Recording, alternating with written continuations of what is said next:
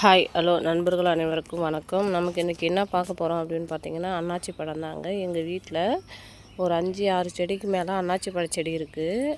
ஏன் அன்னாச்சி பழச்செடியை காட்டுறேன் அப்படின்னு பார்த்தீங்கன்னா, பாருங்கள், இந்த செடியில் வந்து பழம் வந்துடுச்சு. இவ்வளோ சூப்பராக வந்திருக்குன்னு பாருங்கள்.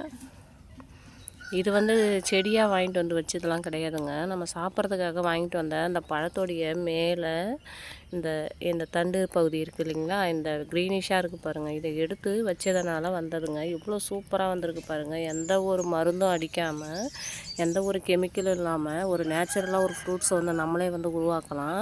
இவ்வளோ சூப்பராக வந்திருக்கு பாருங்கள். இன்னொரு அதிசயத்தையும் காட்டுறேன். இது ஒரு செடி தான். இந்த செடியில் ஒரு பழம் வந்துடுச்சு. அதுக்கப்புறம் பார்த்திங்கன்னா, அதனுடைய அடிப்பகுதியில் பார்த்திங்கன்னா பாருங்கள், இன்னொரு செடி வந்து அதுலேருந்து வருது.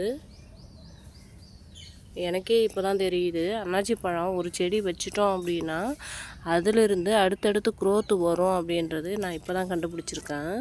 பாருங்கள், இவ்வளோ சூப்பராக வருது. அடுத்தது நல்லா அழகாக வருது பாருங்கள். பார்க்குறதுக்கே ரொம்ப சூப்பராக இருக்குது. இவ்வளோ சூப்பரான பழம் பாருங்கள். இன்னும் கொஞ்ச நாள் சென்று நம்ம வந்து இந்த ஃப்ரூட்ஸை வந்து அறுவடை பண்ணிக்கலாம்.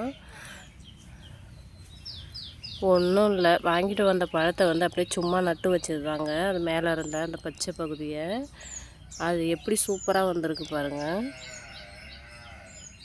ஓகே ஃப்ரெண்ட்ஸ், நீங்களும் வந்து இந்த மாதிரி அன்னாச்சி பழம் வீட்டுக்கு வாங்கிட்டு போகிறீங்க அப்படின்னா அந்த மேலே உள்ள இந்த பாட்டையும் சேர்த்து வாங்கிட்டு போங்க. போயிட்டு பழத்தை சாப்பிட்டுட்டு இந்த பாட்டை வந்து நட்டு வச்சிங்க அப்படின்னா உங்களுக்கும் வந்து அன்னாச்சி பழம் கடையில் வாங்காமல் வீட்டிலே கிடைக்கும். ட்ரை பண்ணி பாருங்கள். ஓகே ஃப்ரெண்ட்ஸ், லைக் பண்ணுங்கள், கமெண்ட் பண்ணுங்கள், சப்ஸ்கிரைப் பண்ணுங்கள். தேங்க்ஸ் ஃபார் வாட்சிங்.